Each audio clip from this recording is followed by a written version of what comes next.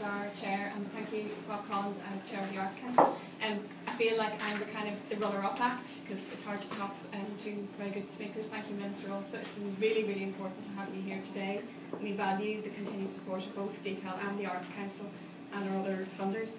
I just want to say a big thanks to our staff team at the moment. Hilary, who's over the corner here, only joined us at the end of November and has pulled out amazing work, and our designers, Paper Jam Design, who are also here, who've come up with some brilliant new designs and new looks for us this year. Our team can't go by without mentioning how hard they've worked. Sally, who has painstakingly worked on all of the decorations today, and Claire, and the rest of the team, Jack, Evelina, Molly, Anya, Amy, Eamon, I can't have an Evelyn. You've all been fantastic, and you've really pulled it out. We're going to keep on going until the end of March. My role here is to tell you about the programme and how we think we put together a series of events that is exciting, is creative, international in its standard, and international in its outlook.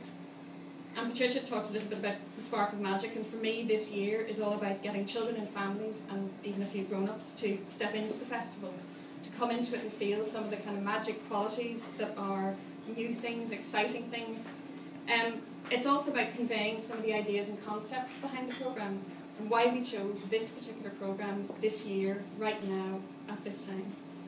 And I think time and timing have a lot of importance in the arts right now, with 2012 and 2013 being really big years for the UK and Northern Ireland in particular.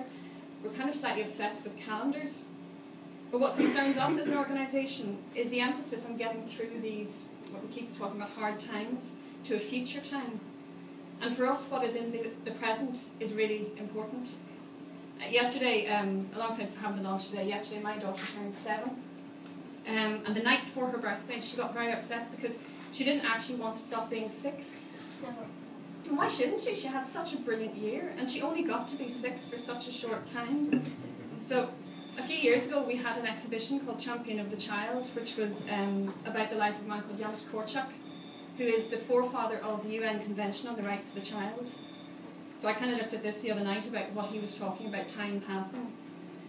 And he wrote a plea on behalf of respect for the here and now and for today.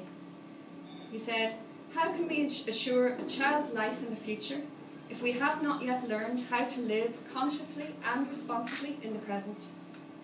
Do not trample, hold in contempt, or sell the future into bondage. Do not stifle it, rush or force it. Respect every single moment, as it will pass and will never again be repeated. After all, when tomorrow finally does arrive, we start waiting for the next tomorrow."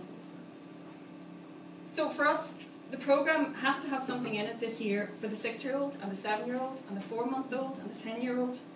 And it has to have things in it in which they can be themselves in that moment, not in preparation for the future, although we see the benefits of what we do.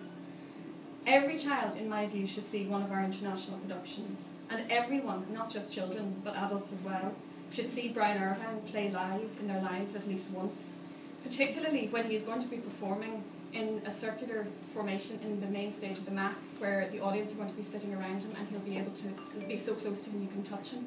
I think that's an experience that everybody should have, but most of all children. Some of the concepts behind this year's festival that are running through it, one of them is space. Not outer space, but how do we move through the spaces of the city? How do we play in it, and how do we share it? So we have PS2's Crash Course, which we're delighted to collaborate with them on, where they're experimenting with how you transform playgroups.